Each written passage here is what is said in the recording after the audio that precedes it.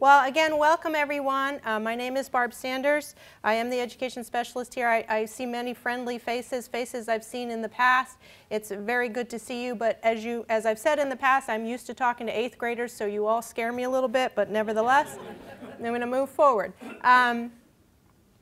This lecture that we're doing today, Legacies of Letterman, the Army Medical Corps from 1864 to 1945, refers, of course, as I think most of you is a very learned audience. Most of you know that Dr. Jonathan Letterman, the man seated in the middle of that slide there with his staff. Dr. Jonathan Letterman has become a personal hero of mine as I've done a series of lectures on the Army Medical Corps in the Civil War. The first one being preparing for war and going to war. The second one being that crucial first year of the war when really they were gearing up and getting ready and getting things organized and eventually appointing Dr. Letterman. And the third in that series was the Medical Corps here at the battle, during the campaign and Battle of Gettysburg itself. When we got to this year's lecture series, I decided there was more to that story. There's more to his legacy. There are things that we still are benefiting from this man and others that he worked with. And so, so that's what we're going to be talking about today.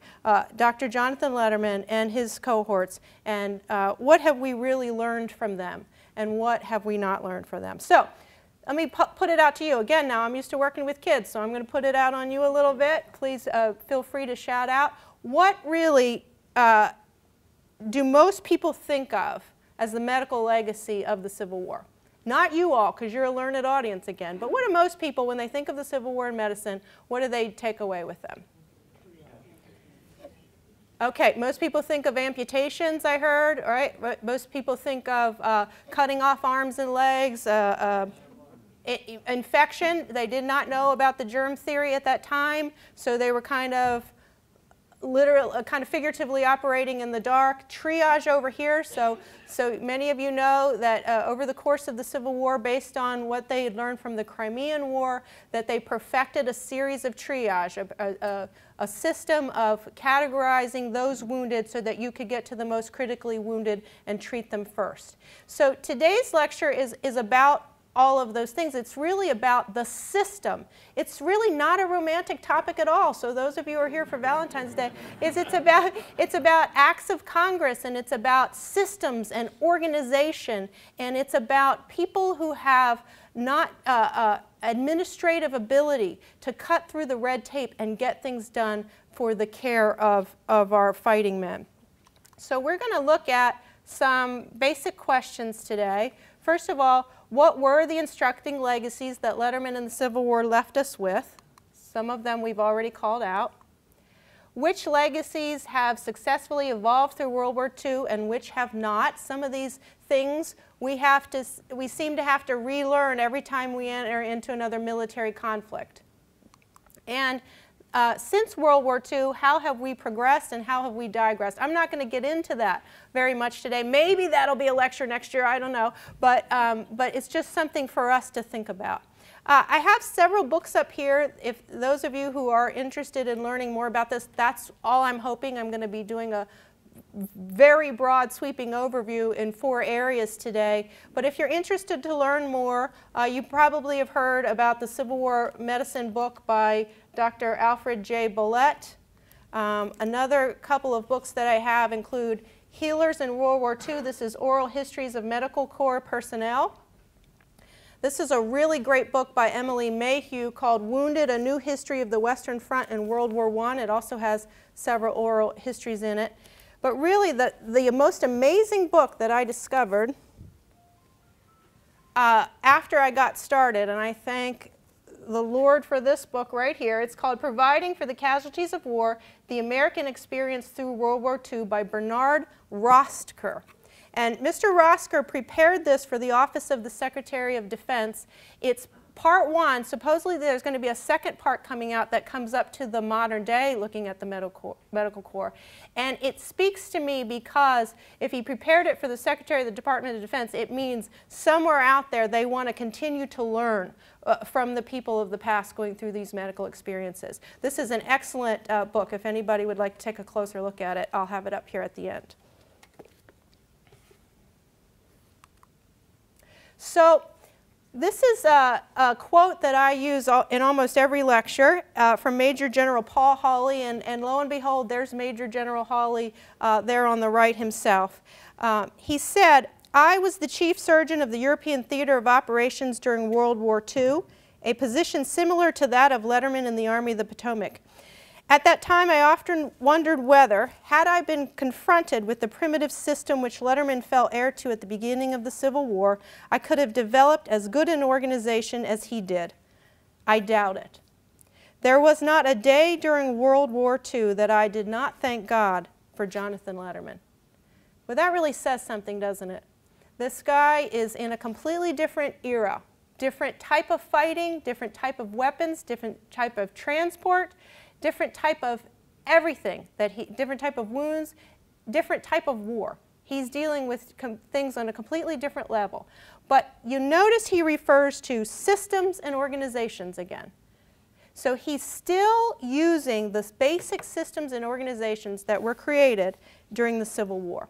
But when we talk about those legacies, we're not just, I say Letterman because let's face it, it's alliteration, it makes a good title, Legacies of Letterman, right? But we're really talking about everybody that put forth and learned so much during the Civil War. Another hero of mine is Justin Dwinell, Dr. Justin Dwinell, who took care of the 2nd Corps Hospital here at Gettysburg. Cornelia Hancock, who has a collection of her letters exists. All these people on the field level who learned so much in addition to people at the higher administrative levels. So when I say legacies of Letterman, I really mean legacies of all of these people, including some of the other people that you see on the screen. Dr. Letterman is up, the first picture. The next picture there is, anybody know? William Hammond, who was the Surgeon General who appointed Dr. Letterman. The guy on the right is Preston Moore, who was the head of the Confederate, most of the Confederate Army's medical department. The guy in the circle there is the guy whom Letterman replaced, and his name was Tripler. And I'm very fond of Dr. Tripler because that poor guy, he tried. He tried so hard. He had a lot of the same problems that Letterman would come in and fix. He got very, very frustrated. He got involved in a lot of personality conflicts and politics, but he knew what he was doing, and he really created the scene. And then we know who the lady is, right?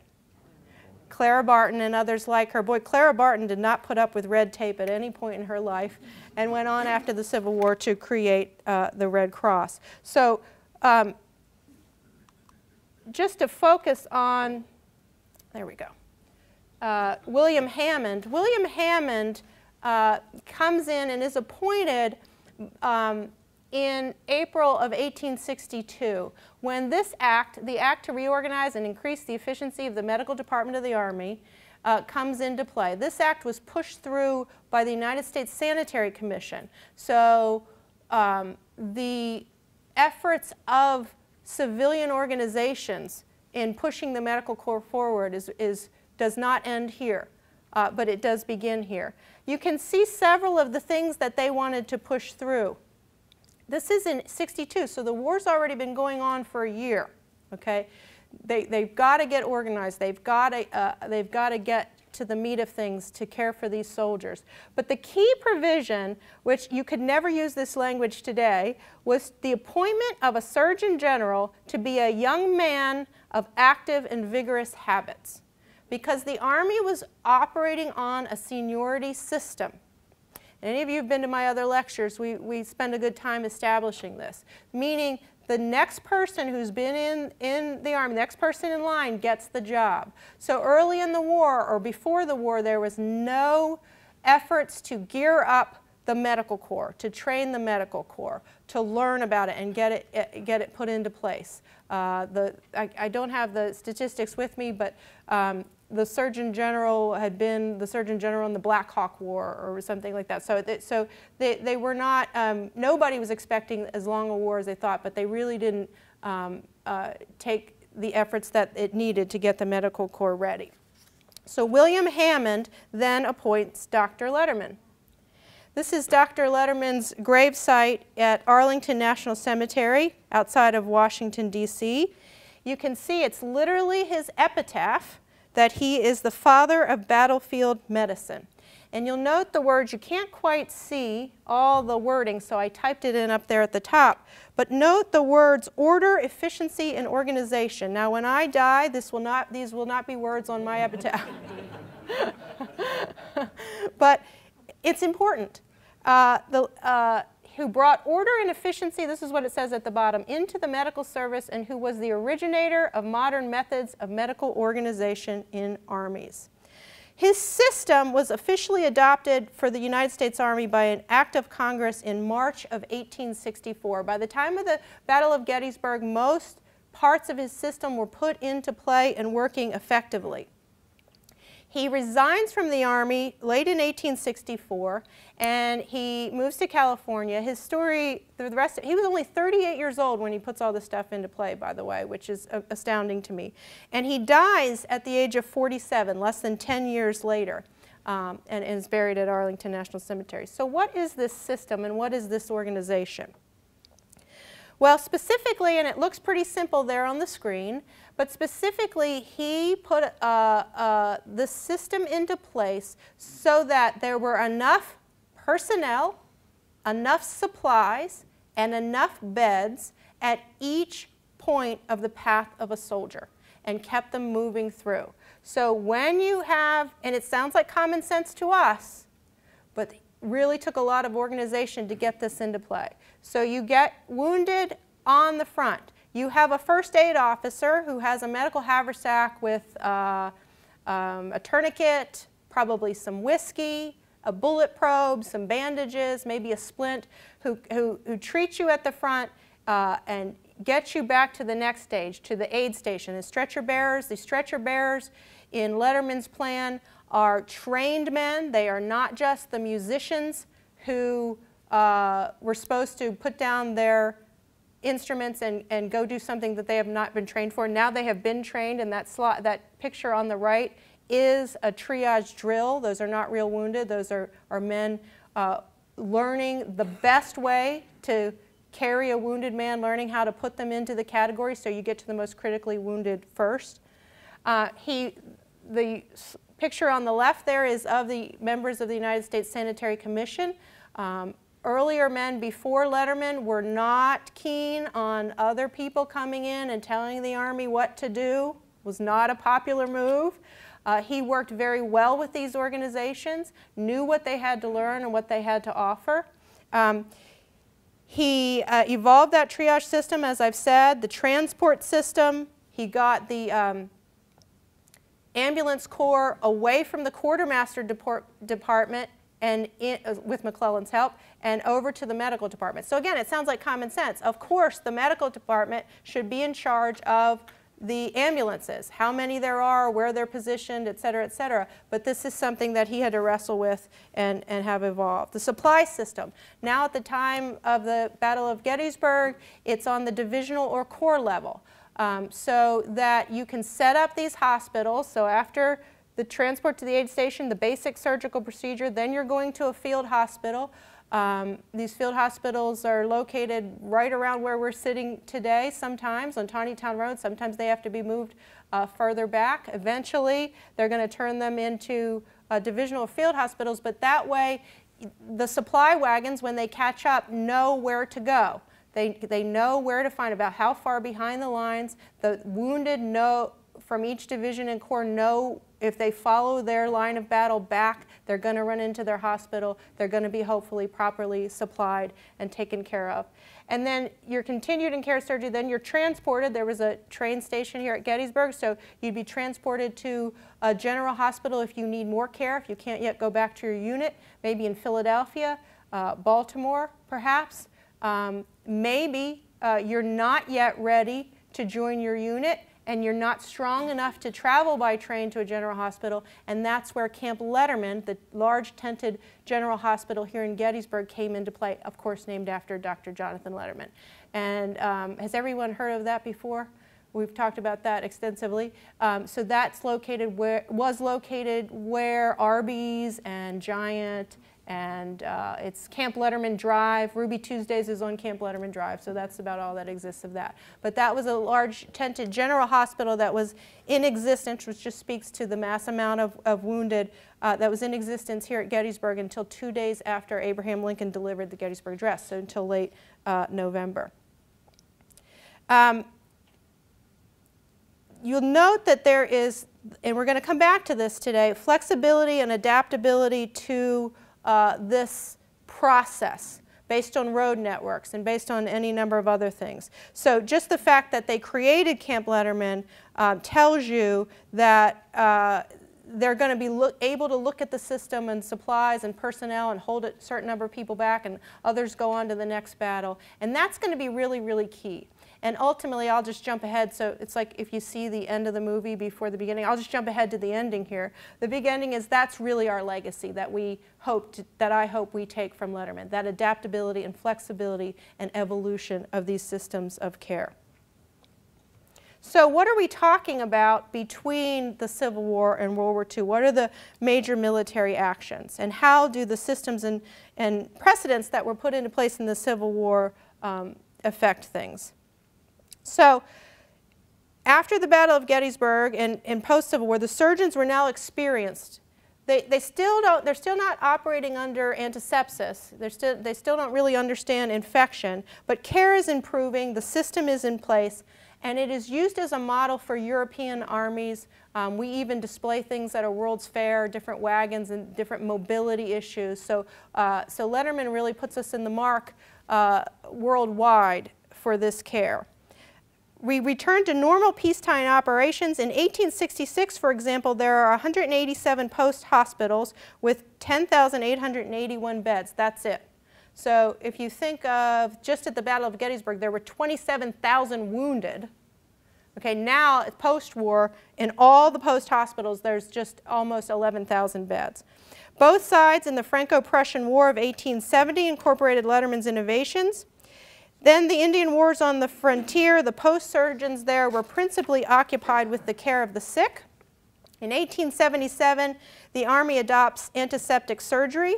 We established the hospital corps in 1887. That was, the hospital corps was that you would have stewards and privates with the sole duty of the care of the sick and wounded. So even in between wars, they're focusing on that. In 1893, the Army Medical School is created, and that continues the professionalization and organization of the medical department. What's the next major engagement? Who are these guys? The Rough Riders. Yes, the Rough Riders, Teddy Roosevelt. So the Spanish-American War in 1898 between Spain and America, of course, was a result of the U.S. intervention in the Cuban War for Independence. It's fought in tropical climates like the Philippines, Cuba, and the Caribbean. It lasted for just about 10 weeks. And disease is really the main killer in those climates: typhoid, malaria, yellow fever. What's the big action after that, of course? World War I. World War I begins in 1914. We got involved in 1917. And this we'll see today really gives us the upper hand medically to observe and prepare. Our involvement lasts about a year and a half in World War I. And then, of course, World War II begins in 1939. Of course, our involvement begins in late 1941 with the Japanese attack on Pearl Harbor. Massive overseas campaign in multiple theaters. So again, coming back to General Hawley's quote, this is a completely different war, but he's still applying those basic systems of Letterman.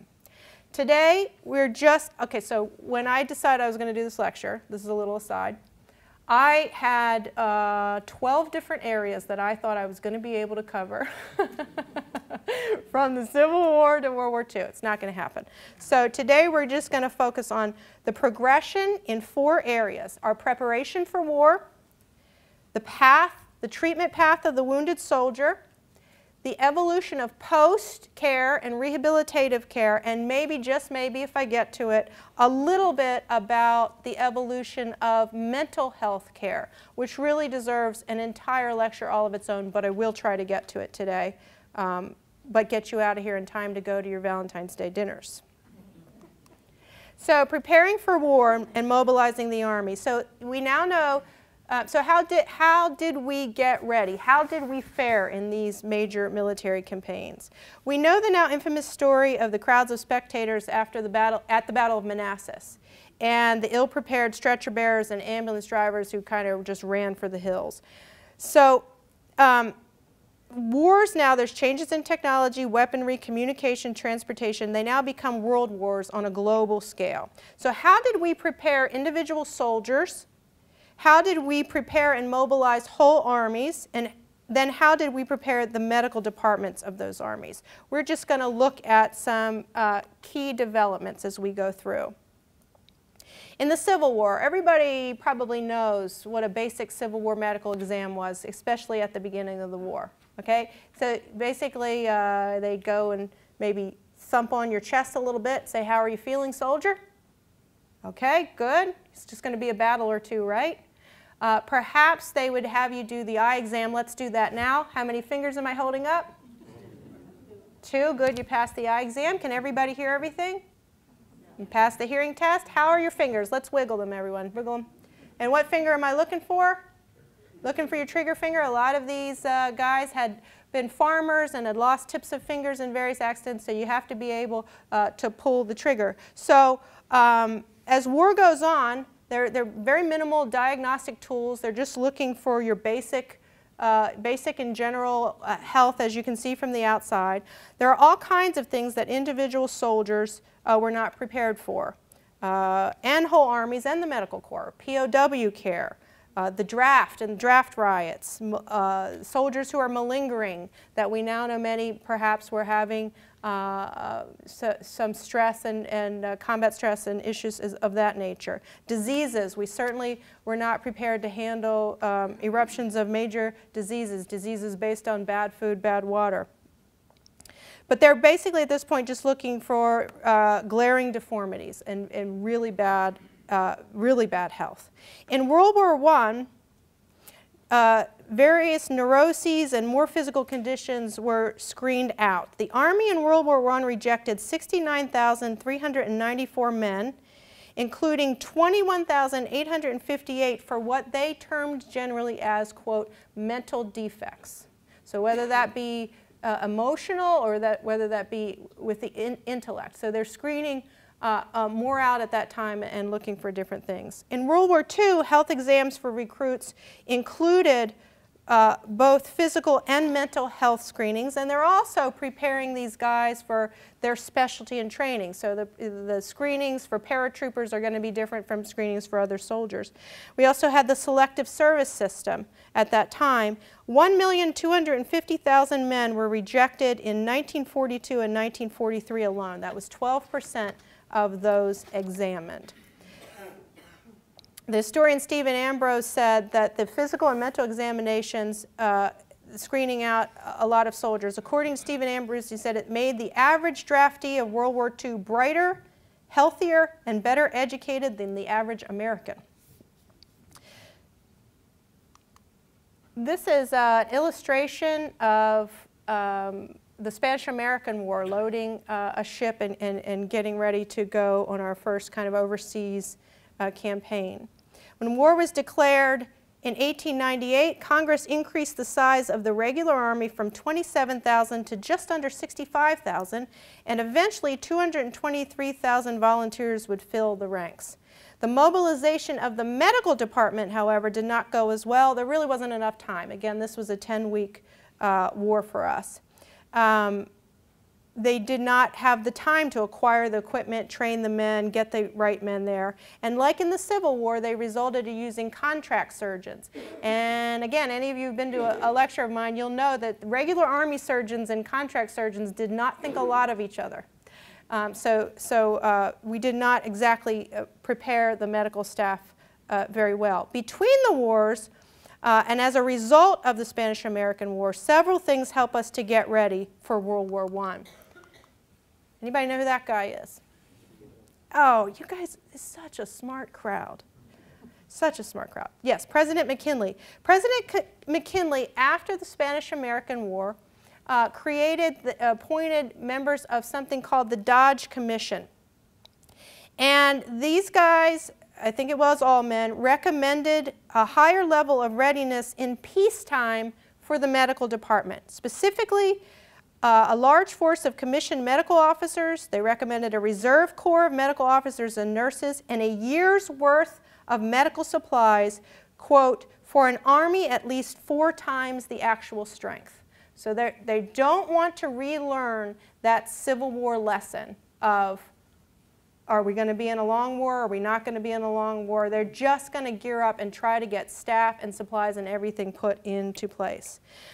Some other things, the Army was reorganized. Boy, this is what I've learned in researching this lecture. The Army reorganizes itself a lot. They reorganized, the Army Reorganization Act of 1901 authorized a nurse corps, standardized unit structures, assigned medical personnel, allocation of ambulance companies and field hospitals, and created new medical manuals. They tested all this stuff in field maneuvers in 1903, again in 1910, and again in 1913. A medical reserve corps was created in 1908 as a forerunner to the Army Reserve. So by 1916, on the eve of World War I, there were almost 2,000 physicians enrolled in that corps. So we're not going to have to deal with contract surgeons again, they're hoping. The National Defense Act of 1916, this is really, really important because the National Defense Act of 1916 authorized enlisted medical personnel as a fixed percentage of Army end strength. That's really important. So if you have this much, if your Army's this big, you have to have this amount of medical personnel to be able to serve that Army. So that was a really important thing. The rapid mobilization once we entered World War I, and there was a rapid demobilization when we ended. So between April 1917 and November 11th of 1918, the size of the Army increased from 190,000 to 3,665,000. That means the Army increased in size by a factor of 19. The medical services increased by a factor of 42. Now, I'm not a math person, but that sounds pretty significant to me. So let's go on to World War II. How did we prepare individuals? How did we gear up and mobilize armies? And how did we prepare the medical corps and medical assistance organizations? It's important to talk about, I have a Red Cross poster over here on the left, talk about the, again, just mentioned, the help of civilian organizations from the United States Sanitary Commission and the United States Christian Commission and others in the Civil War to the Red Cross through World War II.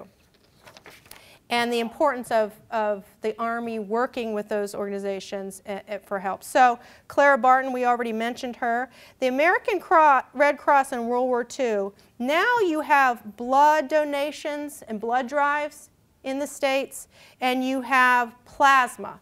Now, I hear the word plasma. I grew up watching MASH, but I really looked this up and have a better understanding of it. So whole blood, there were, from the United States, airlifted over to Europe and to the Pacific. It was incredible. There were 206,000 pints of whole blood sent to medical units in Europe, and 182,000 pints sent to the Pacific. Plasma is the fluid portion of the blood. So the blood cells are suspended in this dried plasma, and that contains proteins, salts, nutrients, hormones, enzymes, all kinds of things that are important to the tissues of the body. So plasma was obtained from blood donors and given to soldiers who had suffered from a loss of blood or from shock and couldn't maintain their blood pressure. So that could be dried and stored in bottles. So this really is going to decrease the death rate throughout the course of World War II. So the civilian organizations and all that they gave has really helps at this point to prepare and make ready the Army Medical Corps, Medical Division. General George C. Marshall up there in the top, again, reorganized the Army in March of 1942. And this is overall a good thing, but it does create problems of jurisdiction for the medical department in 4 areas. Access to the Chief of Staff, so this whole chain of command thing sometimes gets in the way. Control of medical plans and policies. Control of medical units and facilities at home, and control of medical personnel and units deployed overseas. Many of these problems parallel Civil War era problems of supply and personnel. So as I mentioned, the ambulance corps being under the quartermaster doesn't seem like a very big problem when you're not in the medical corps. You need to be able to know where to get your supplies and your personnel at the right time. So now that the medical department is more or less prepared for war, how did these preparations affect the path and treatment of the wounded soldier? We're going to briefly look now at the path of a soldier, which includes first aid, triage, transport, and evacuation. And I'm going to take this off of here. Bear with me, Caitlin. Is it still working? Okay. So once again, I'm going to just thank profusely Tom Holbrook for digging out of his personal collection all of the things that we see here on the table today, which kind of shows the evolution of the material culture of this first aid and triage treatment. So I brought the tarred haversack medical bag that we use on student programs to talk about the first aid officer in the Civil War, who would head up to the front, have this bag with a bullet probe, again, some whiskey, bandages, tourniquets, etc., to go up there and try to start the triage and give basic first aid treatments. Tom has brought several things, and they're organized on this table. You can see by the helmet what we're talking about here. So over here on the left, we're talking about World War I. He shows the evolution. This is a U.S. Army medics bag, and it's filled with all kinds of stuff, more stuff than even it would have been come equipped with. So you can see on the contents here that tells you exactly what would be in that medic's bag. It ended up being too bulky. This is about a 1913 era bag. It was too bulky, not well liked by the men who used it. And so they moved to this medic's belt. I'm not going to lift it up. You can come up and see it later. But the medic's belt was easier, more mobile to move around, and it had 10 compartments. The date on this belt is around 1917. In addition, each individual soldier had a first aid packet and a compressed bandage to use. So often the medic is going to grab different things from those individual soldiers as he needs them and try to keep his belt as supplied as he possibly can. Tom also brought a U.S. Army medical officer's roll-up bag. So the medical officers, in addition to having that belt, they would have additional medicines, and in there is also a mini surgical kit with some scalpels and a couple of other basic tools for what they'd have to do in the front. As we move to the World War II gear, he brought so many cool things, including these little syrettes of morphine. I'm going to be very careful with those. Syrettes of morphine that the individual soldiers would have. And then you'll be able to see when if you come up here, that this equipment really evolves. So this is a U.S. Army medic bag with a shoulder harness from World War II. And that was a really well-liked piece of equipment. It enabled them to have a lot of gear. You can maybe see from where you're sitting how substantial these bags are. So they can fit a lot of things in there for their treatment up at the front, and it's easy to carry with that harness. He's also brought in, now, how many of you know Tom? And you've heard him talk? Okay. So I'm going to do my best Tom Holbrook impersonation. He said, anything that rolled, floated, or flew had multiple medical kits in it. Wasn't a very good Tom impersonation. Well, I tried. So he's got a Jeep kit here. He's got an aircraft first aid kit over here.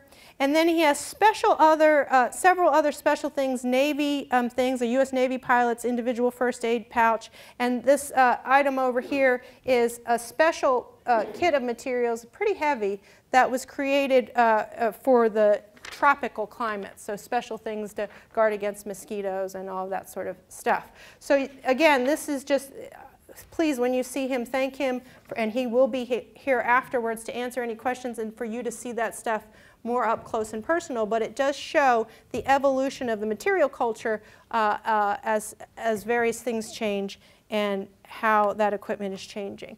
So what was the path of a soldier like over the course of these actions? Well, we've talked a little bit about the Civil War and what that progression was like from the time that you were wounded to the time that you were returned to your unit or headed home or to a general hospital. In World War I, we learned lessons from the other forces before we entered the war, and this was a new kind of war. So everything's different. Telephone and wireless communication, now you have motorized ambulances and trucks, although they are still using horse-drawn things. Combat vehicles, armored cars, tanks, aircraft, barbed wire comes into play. Trench warfare is something that the medics had to deal with quite a bit. And of course, the changes in weaponry. Now you have machine guns, and all of these things are creating different types of wounds and different types of situations. The majority of American casualties came while on the offensive in World War I, so therefore from bullets and not from artillery shells. So, there we go. In 1914, new field service regulations came out. So just like in the Civil War, the centerpiece of medical support in Europe was the divisional hospital. The battalion aid station under a battalion surgeon was the focal point of surgical care close to the front lines, and in addition, 2 evacuation hospitals and a sanitary train of 4 field hospitals and 4 ambulance companies provided that evacuation. So you'll note here that there is a continued focus on movement in the system, and there's a focus on specialization in things such as surgeries and evacuation training. So they're building on things from the Civil War. So, for example, now they don't have a horse-drawn wagon, they have a motorized truck. They have stretchers, but the stretchers are made of lighter material or heavier material, but lightweight material. But they have specialized trained men early in the war, before we even enter the war, who know how to get to those men, how to evacuate them, how to get them up on that truck and get them moved very quickly. The average time to evacuate men in World War I is no longer measured in days, but now in hours. So the average time between their wounding and their arrival at a field hospital was 4 hours. And to an evacuation hospital further behind the lines was just 10 hours. So that was a massive improvement in a short span of years. So the system was in place, but not actualized fully before we began to demobilize after World War I. So let's talk just a minute about the path of a soldier in World War II and how that evolved. Transportation has gone from the wagons in the Civil War to medical transport aboard C-47 cargo planes, and the time frames have now moved from days to remove wounded soldiers off the field to most of the day in World War I to now this concept of the golden period, which was 6 hours, or even the golden hour, to get and treat that person and move them within 1 hour of their wound. The reduction in death rates during World War II is again generally attributed to the use of blood plasma and whole blood, antibiotics, sulfa drugs, penicillin, etc., and a chain of evacuations that standardized the care and moved the patients quickly to higher echelons so they could receive the best care possible. There we go, sorry. This is a very, very brief overview of the medical echelons in the Civil War. There are 5 levels. I'll go over them very, very briefly. In Echelon 1, as Tom has an example up here, each soldier carried a packet of field dressings and sulfa for immediate sanitation.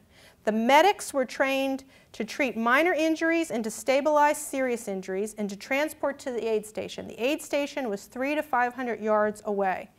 In the Army, there were, U.S. Army in World War I, there were 687,000 medics. That's roughly 1 in every 12 soldiers.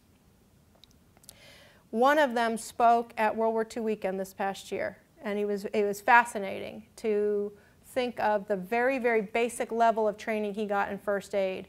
Treat, train, move on. Echelon 2 was roughly equivalent, aid station personnel controlled hemorrhages, applied dressings and splints, and administered morphine for pain, infused plasma for resuscitation. Echelon 2 was roughly equivalent to the Civil War field hospital. Each battalion had 3 collecting companies and what they called a clearing company. A collecting company consisted of an ambulance and litter bearer sections to evacuate the casualties to the clearing stations for triage. The clearing companies were equipped to function as small hospitals. Platoons of the clearing companies leapfrogged closer as the line of battle advanced. Those who required care beyond that station's capabilities were transported to Echelon 3. In Echelon 2, their teams had surgeons, 2 surgeons, an anesthetist, a surgical nurse, and 2 enlisted technicians, and they were capable of surgeries there with transfusion and plasma therapy. Echelon 3 is equivalent roughly to a Civil War divisional hospital, like the ones along the Baltimore Pike. The evacuation hospitals here were either 400-bed hospitals that could be moved very quickly, or a 750-bed hospital in which mobility was sacrificed, but you had more complete supplies and facilities. They offered reparative surgeries between 4 and 10 days after the wounding. And ideally, they had 1 400-bed hospital per division. It was located between 8 and 12 miles behind the lines. Patients typically stayed there for a week or 2 and then could either be returned to duty or passed on to Echelon 4.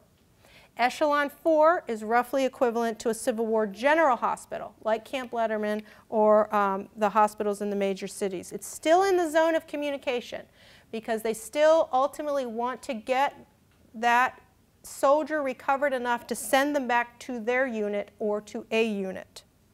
The general hospitals had about 1,000 to 2,000 beds, so they had no mobility. Transportation to Echelon 4 was by rail, ship, or air, and there was generally they had a 90-day rule at Echelon 4. So if the patient was thought to be able to recover and return to fighting within 90 days, they stayed here. If not, they were moved to Echelon 5. And Echelon 5 is going to build on the initial Civil War concept of reconstruction, of really getting that soldier ready for the rest of his life. He's not going to go back to his unit, but we're going to get him ready for the rest of his life.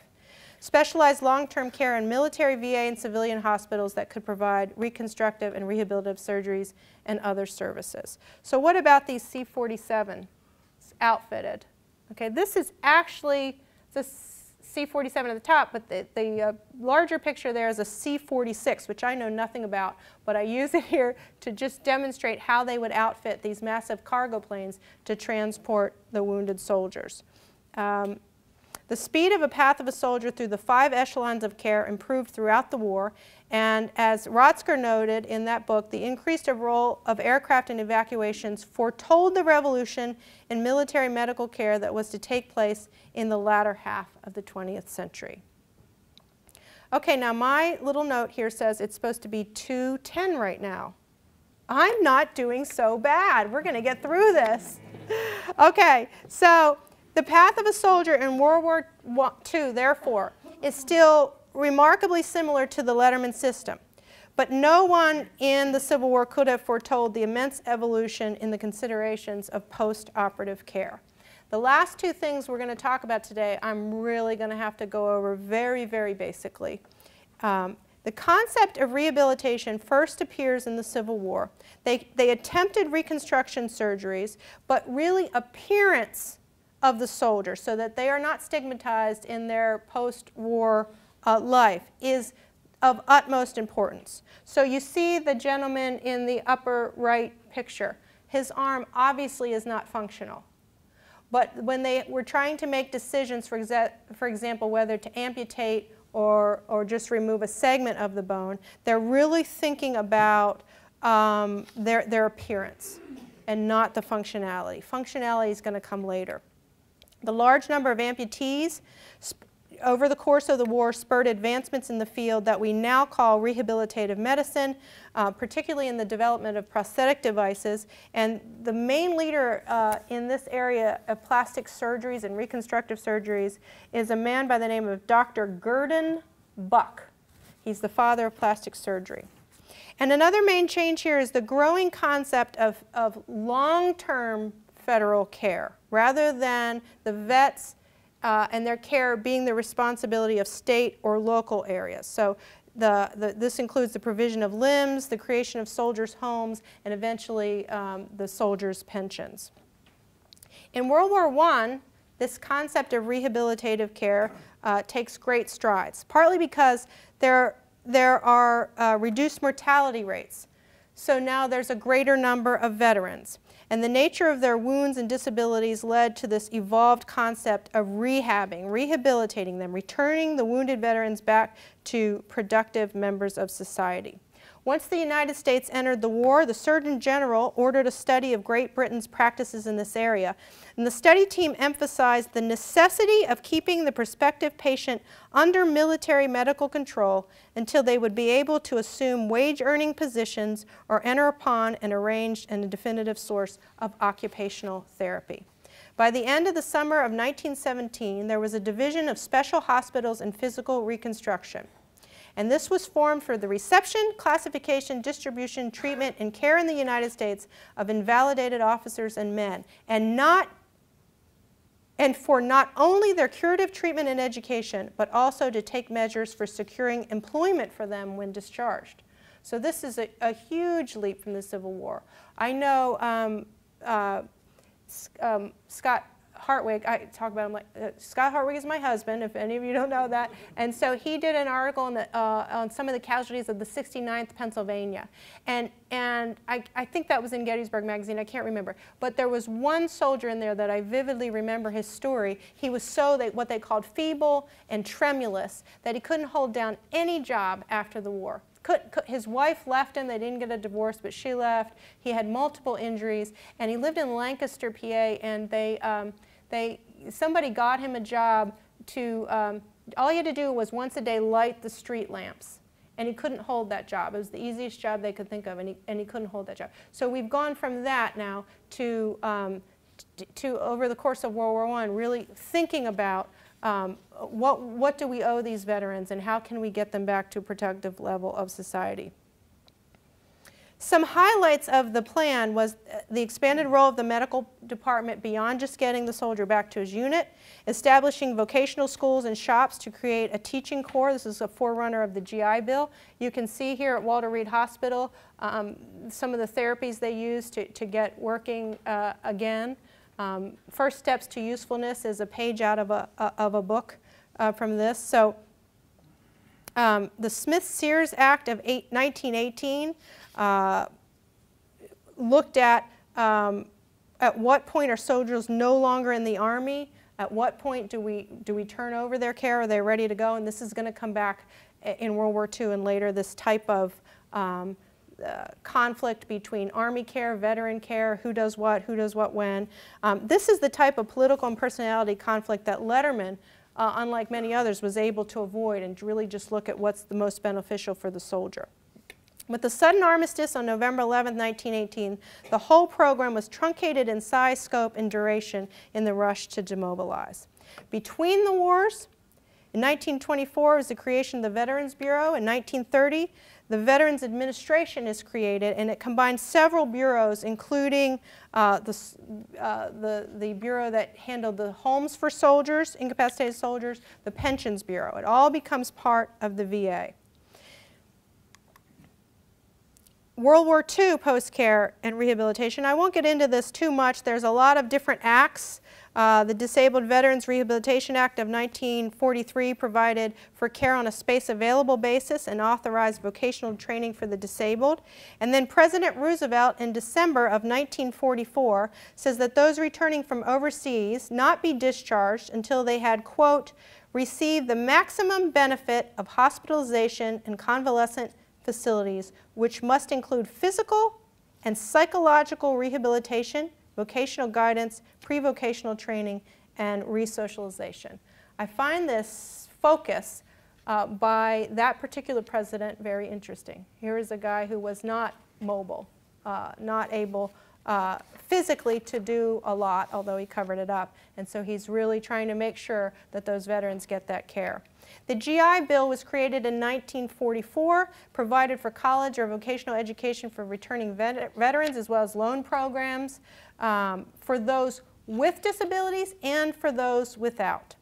So there are other things to go into here, but basically we progressed in the concepts of rehabilitation and care for veterans from the Civil War, where it was all about appearance, to World War I, where it becomes about rehabilitation and returning to productive society, to World War II, where the government affirms its commitment to all those returning from military service.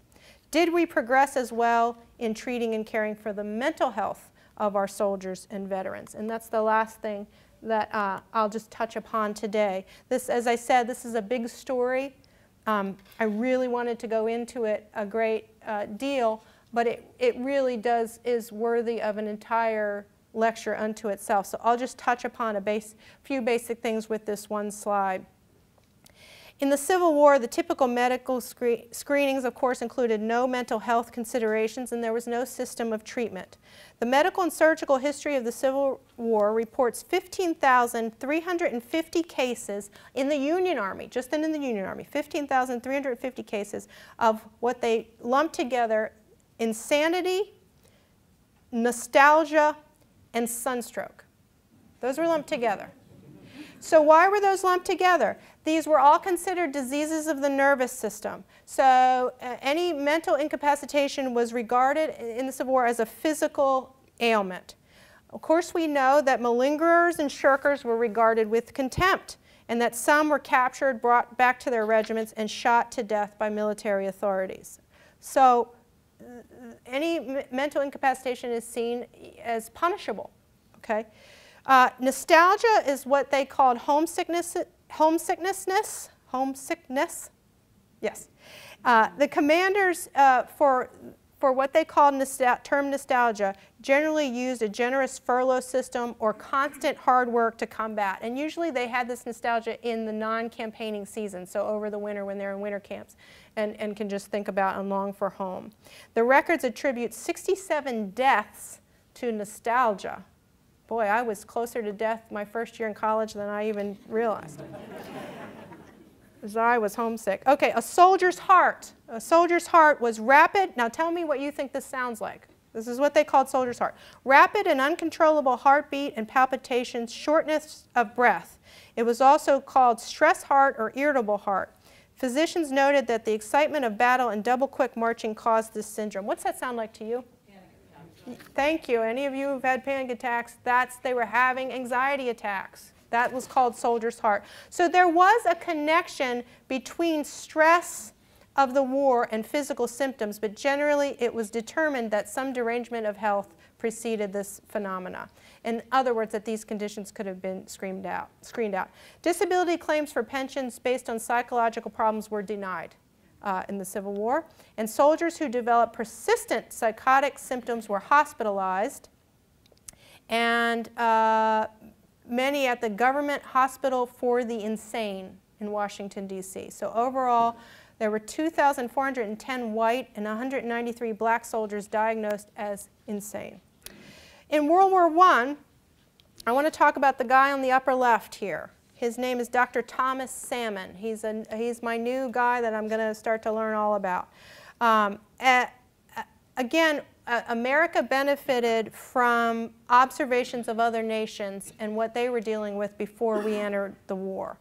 So this widespread nature of nervous diseases stimulated an interest in this study, and so we sent Dr. Salmon over, he was the medical director of the National Committee for Mental Hygiene, sent him to England in 1916 to observe. So what do we typically call in World War I casualty? What's the term that they used?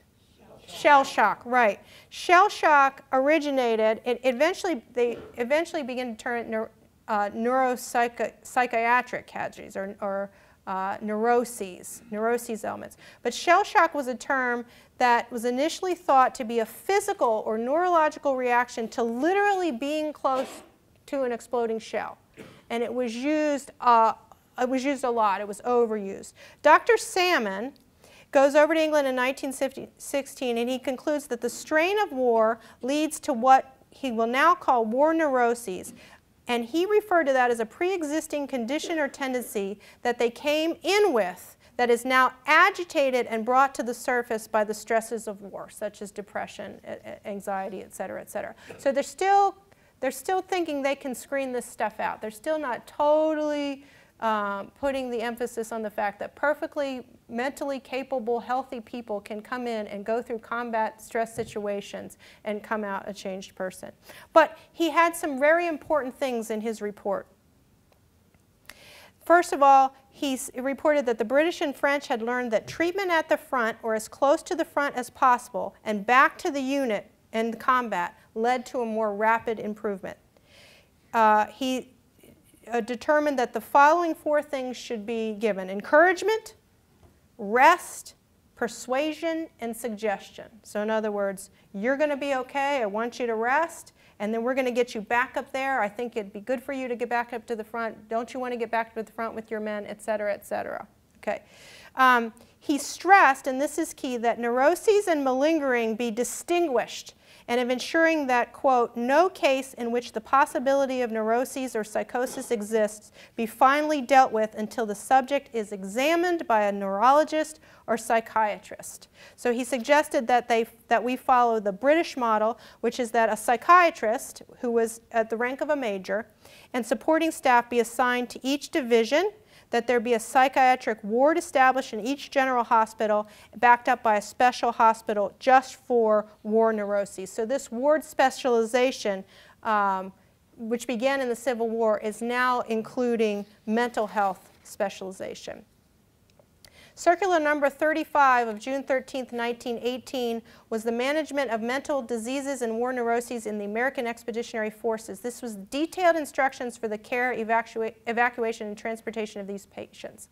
Psychiatrists were tasked with, number 1, safeguarding incapacitated from disciplinary action, and 2, returning as many as possible to their units within 2 to 5 days. On an average, 65% returned to their units within that time frame. So the rise of military psychiatry in World War I was a good thing. They weren't following fully, although he was felt everywhere, that guy up in the upper right, and everybody knows who that is, right? Sigmund Freud. Okay, so they're not into psychoanalysis yet, but they're starting to really focus on this. But on the eve of American involvement in World War II, they've made cuts. Okay, so we're going to have to relearn all of these lessons that they learned in World War I with Dr. Salmon. They're going to have to relearn them in World War II because they're making cuts. On the eve of American involvement in World War II, only 4 of 37 Army psychiatrists were board certified, and they were not there to treat the patients, but rather to evaluate their behaviors and facilitate discharges. The position of division psychiatrist was eliminated for economic reasons, and the focus went back to pre-screening potential problems. The position was reauthorized in late 1943. So here's an example of how we had to relearn these lessons. During the initial battles in North Africa, only 5% of such hard words to say, neuropsychiatric casualties were returned to duty. 5%. By the summer of 1944, now you have the psychiatrist position back into place, they now have a rate of 65% returning to duty for these type of casualties. So return to duty as quickly as possible once again becomes the primary objective. I'll just mention the 2 other things on the slide. Sodium pentothal was used, truth serum, used to facilitate psychoanalysis eventually, and then the earlier 4 words now becomes these 4 words. This is your basic what you're doing up front as a psychiatrist. Proximity, immediacy, expectancy, simplicity. It's all about treating them and not punishing them, but getting them back to the front as quickly as possible, treating them as close to the front as quickly as possible. Psychiatric triage is put into place in World War II. So whereas Dr. Letterman establishes and really perfects the system of medical triage in the middle and late Civil War, now there's psychiatric triage. It included echelons as well. Echelon 1 was the battalion aid station, where the patient either goes back to their unit or onto the regimental aid station for rest. If more rest is needed, the patient is sent to the division clearing station for evaluation. There it is determined whether they need 3 to 5 days of treatment at the Rehabilitation Center or if they will be evacuated to the Army Neuropsychiatric Center. So, a lot of things going on, a lot of cuts being made. When they get back to the States, those cuts are played out. They're using sodium pentothal again. They're doing experiments with group therapy. They're not really utilizing the psychiatrist's position and what they're learning about psychoanalysis fully, but we do make progression. So let's review a little bit very quickly. What have we done? How have we progressed from the end of the Civil War with Dr. Letterman through World War II? Well, in our preparation for war, the Army Medical Corps was not really prepared until the end of 1862 during the course of the Civil War. The World War II Army had a consistent level of medical personnel, training, supplies, and system, especially considering the mass scale and scope of war. I think you can say we did pretty well. How did we progress in the treatment path of a soldier? Letterman's system expanded and specified various things in this path. The echelon system of World War II built upon that system and was a success. So we progressed from multiple days to remove and treat wounded to just hours through this system. This time frame continues to be shortened, and medical personnel in the Army today refers not to the golden period or the golden hour, but they refer to the platinum minutes, the crucial minutes after wounding to get to those soldiers. How did we progress in post-care and rehabilitation? We moved from attempting to hide disfigurement to rehabilitating soldiers for productive lives to the GI Bill and helping all soldiers to continue to educate themselves and become the most productive members of society. And mental health care, we moved from an era where very little was understood and nervous disorders considered cowardly and worthy of punishment to the advent of Freud and psychotherapy as close to the front as possible, and the introduction of medical triage. That included psychological triage in care. So we're doing okay. We did okay. This is a quote from Lieutenant Colonel McVeigh, who has been with the U.S. Army Medical Department in Iraq and Afghanistan. War requires agility and adaptability, and so does the medical response to war. So there'll never be a final draft for Army medical care, as technology of medicine and warfare and human civilization in general is always evolving. But in my opinion, the real legacy that is best taken from Letterman and all the others involved in the care of soldiers during the Civil War are the ones of organization and adaptability. So common sense measures, looking at the spirit of the laws and regulations and not the letters of the law and regulations, getting past personality conflicts and power struggles to policies and procedures that will affect the care of the soldiers and the care of the field staff, the medical field staff, cutting through that red tape to do what is right by all casualties of our armed forces. Our continued and constant efforts to improve in our abilities to treat casualties of war is how we can best preserve Dr. Letterman's legacy. So I will conclude today with asking this question: how are we doing today in the care of those soldiers? Oh, yeah. Yeah, so perhaps that's be the discussion next year at a follow-up lecture. I thank you all so much for your time and attention as I rush through.